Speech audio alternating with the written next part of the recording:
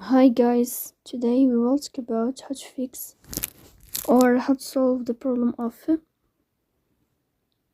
sound on the application of Stumble. Guys, we click on settings.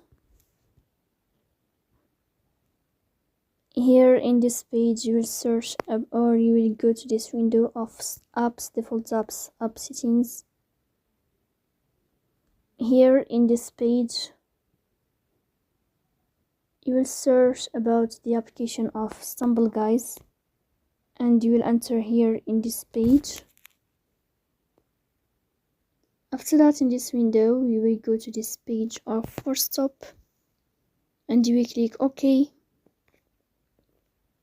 Here you will enter to storage, then we click on clear cache.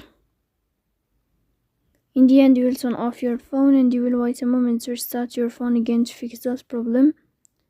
So please don't forget to support us by like and subscribe.